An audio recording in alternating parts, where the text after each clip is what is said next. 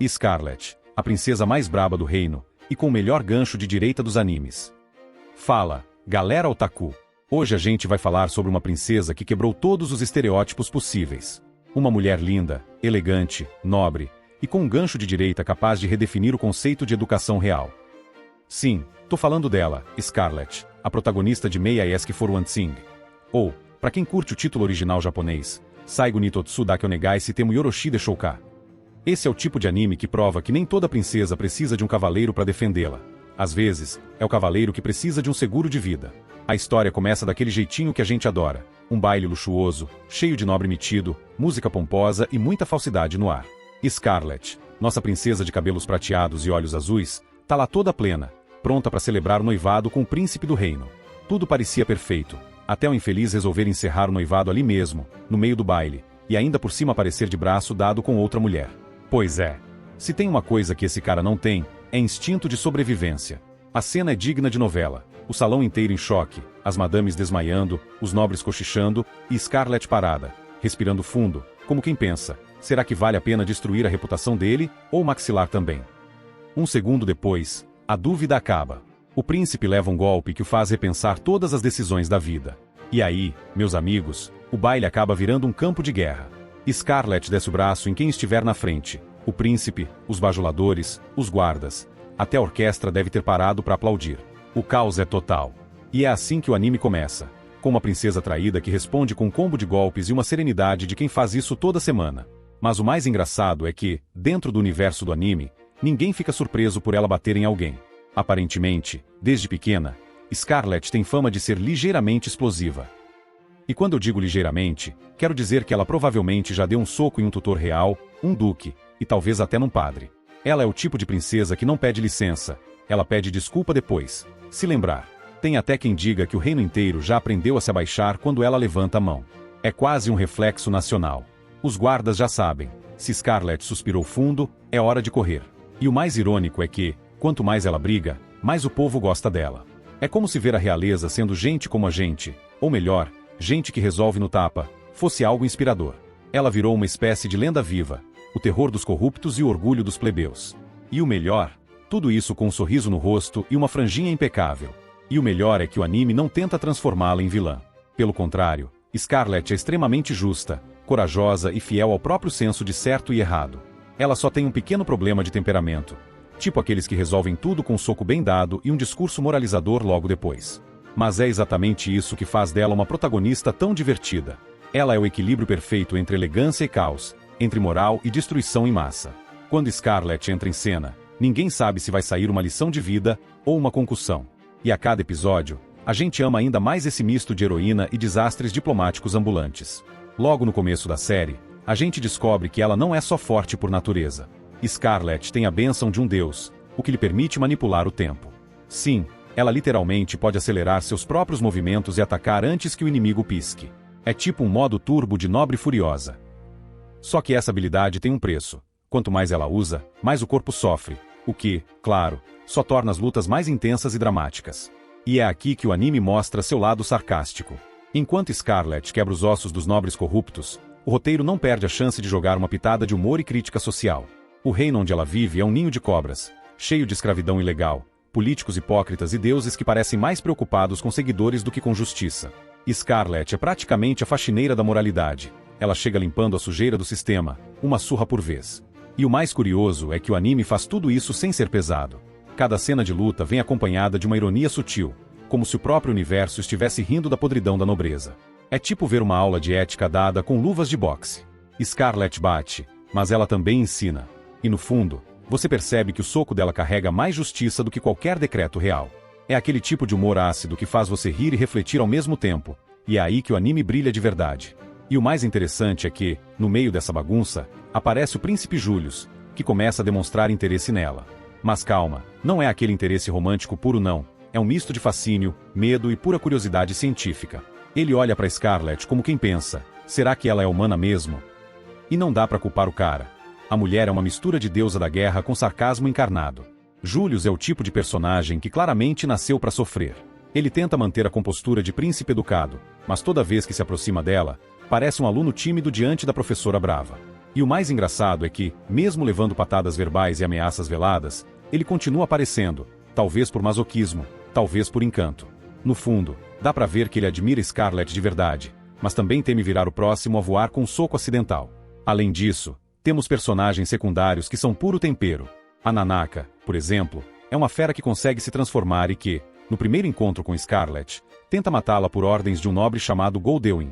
Spoiler, não dá certo. Nanaka apanha, claro, mas o mais incrível é que depois disso ela decide seguir Scarlett. Aparentemente, apanhar é o método mais eficaz de recrutamento nesse anime. E o que começa como uma rivalidade termina numa amizade que mistura respeito e trauma. Nanaka passa a ver Scarlett como uma espécie de divindade com TPM eterna. Uma mistura de medo e admiração que rende momentos hilários. Ela vira quase uma seguidora, tentando entender a mente da princesa e falhando miseravelmente.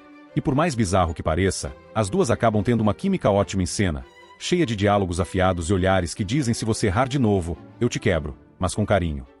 Outro personagem marcante é o irmão da Scarlett, o Leonardo, que traz aquele alívio cômico delicioso.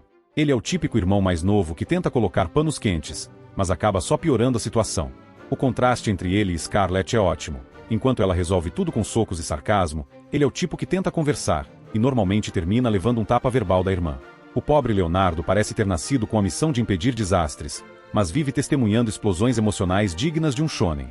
Ele chega todo formal, com voz calma e postura nobre, e segundos depois já tá gritando: Scarlett, por favor, não destrói o castelo de novo. A coitada da equipe de limpeza deve até ter uma planilha só pros estragos dela. Leonardo, no fundo, é o tipo de personagem que você sente dó, mas e mesmo assim, porque o sofrimento dele é cômico. Ele é o respiro entre um soco e outro, o símbolo de que o caos tem consequências, geralmente para ele mesmo. Leonardo é a representação perfeita dos civis em campo de batalha. Ele tenta manter a imagem da família real, mas vive correndo atrás dos estragos que Scarlett deixa pelo caminho. O cara devia ganhar um prêmio de paciência real. Mesmo assim, é impossível não gostar dele. Ele é a voz da razão que ninguém ouve, o diplomata que aparece para dizer: irmã, por favor, sem violência, segundos antes da violência começar. E o mais engraçado é que ele realmente acredita que vai funcionar um dia.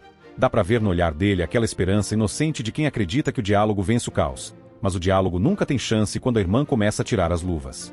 Às vezes, parece até que ele carrega um extintor emocional, tentando apagar o incêndio de raiva da Scarlett antes que vire incêndio literal. E quando ele tenta dar bronca, ela simplesmente olha e ele desiste. É uma relação tão divertida que a gente até sente falta quando ele não aparece em cena. Leonardo é o tipo de personagem que sofre, mas com estilo. O mártir do humor, o herói da paciência e o porta-voz oficial do vamos resolver isso com calma. Um anime que nunca ouviu essa frase. E agora vem uma curiosidade bem legal. Esse anime é uma adaptação de uma light novel e de um mangá lançados em 2019, escritos por Asano Kazutaki e ilustrados por Nokomi. A versão animada foi confirmada em 2024 e começou a ser exibida em janeiro de 2025, produzida pelo estúdio OLM, o mesmo responsável por animes como Komi-san wa, Komi o Shoujizu e Pokémon. Ou seja, os caras sabem animar rostos fofos, expressões absurdas e cenas de impacto. E Scarlett tem tudo isso junto e misturado, beleza e brutalidade na mesma medida. E para quem acompanha o estúdio, dá pra notar que eles capricharam mais do que nunca. Cada detalhe é pensado para capturar o contraste entre o charme e o caos da protagonista. Os movimentos de luta são fluidos, cheios de energia, e o brilho dos olhos da Scarlett parece até uma ameaça velada. É aquele tipo de animação que te faz pausar só para admirar o traço, e depois voltar para ver o soco em câmera lenta. O resultado é um equilíbrio perfeito entre elegância e destruição, e olha, poucos estúdios conseguem entregar isso com tanta naturalidade. E o mais curioso é que essa produção demorou para sair do papel justamente porque os fãs queriam uma animação que fizesse justiça ao carisma da Scarlett.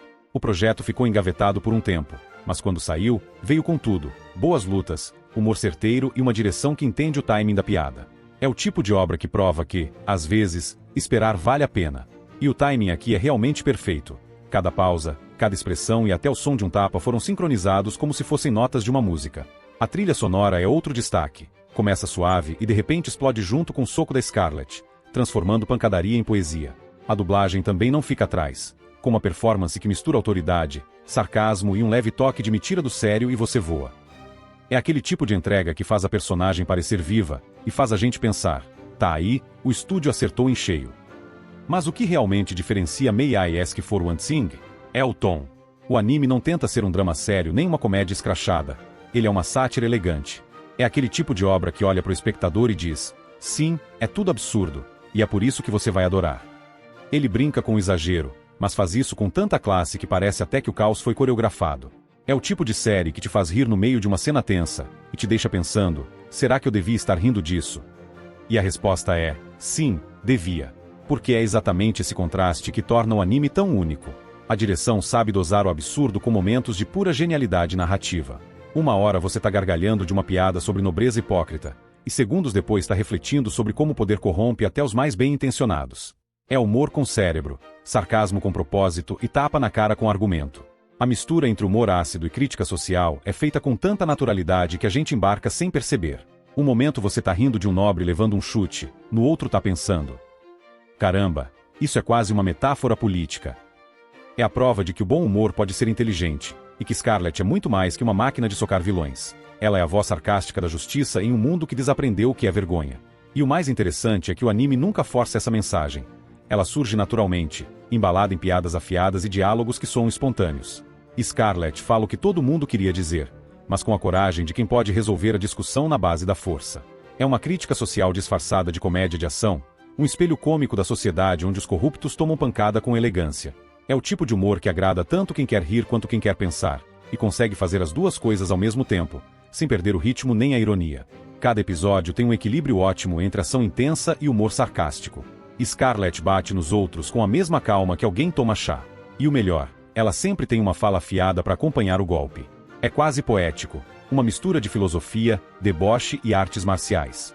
E se você tá achando que ela só luta por vingança, errou. Scarlet tem um senso de justiça que beira o divino. Ela não bate só porque tá com raiva. Ela bate porque as pessoas merecem. É a heroína que a sociedade precisa, mas que ninguém quer irritar. Agora, falando de enredo, o anime começa simples, mas aos poucos vai revelando uma trama de deuses rivais. A deusa Pálmia, da beleza e do amor, é quem abençoa a mulher que roubou o noivo de Scarlet. Já a deusa Diana, ligada à pureza e ao exorcismo, é quem apoia Scarlet. Ou seja, até os deuses entraram na briga. O reino tá literalmente dividido entre amor e justiça. Ou, em termos práticos, entre as que choram e as que batem. E olha, se tem uma coisa que esse anime faz bem, é equilibrar ação e sarcasmo. Em um minuto você tá vendo uma luta intensa, cheia de magia e velocidade. No outro, tá rindo de uma piada completamente fora de contexto. É o tipo de mistura que só o Japão conseguiria fazer funcionar. E o melhor de tudo, mesmo com a porradaria, o anime tem um visual lindíssimo. As cores são vibrantes, o design dos personagens é elegante e as expressões da Scarlet são puro entretenimento. Cada vez que ela fica brava, o traço muda, os olhos brilham, a aura aparece, e você já sabe que alguém vai sair voando em breve. No final das contas, May I Ask for One Thing? É aquele tipo de anime que não tenta ser o melhor do ano, mas acaba sendo um dos mais divertidos. É uma mistura de ação, sarcasmo, empoderamento e tapas na cara da nobreza hipócrita. E quer saber? A Scarlet é o tipo de protagonista que o mundo dos animes estava precisando. Uma mulher forte, engraçada, sarcástica e completamente sem paciência pra gente idiota. Ela é o caos em forma de elegância, uma tempestade de sarcasmo vestida de seda. Então, se você curte animes com personagens femininas poderosas, enredos que brincam com clichês e muito humor ácido, May I Ask for One Thing? É obrigatório na sua lista. E se você já assistiu, comenta aí qual foi o momento mais épico. O soco no noivo, o baile virando zona, ou a cara de pânico dos nobres percebendo que mexeram com a pessoa errada. Aproveita e já deixa o like, se inscreve no canal e ativa o sininho para não perder as próximas análises. Assim o canal continua trazendo mais histórias incríveis, mais risadas e, claro, mais animes com protagonistas que resolvem tudo na base da sinceridade e da porrada. Eu vou ficando por aqui, galera otaku. Até o próximo vídeo, e lembrem-se, se alguém te trair num baile, canalize a Scarlet interior. Mas, por favor, só no anime, tá?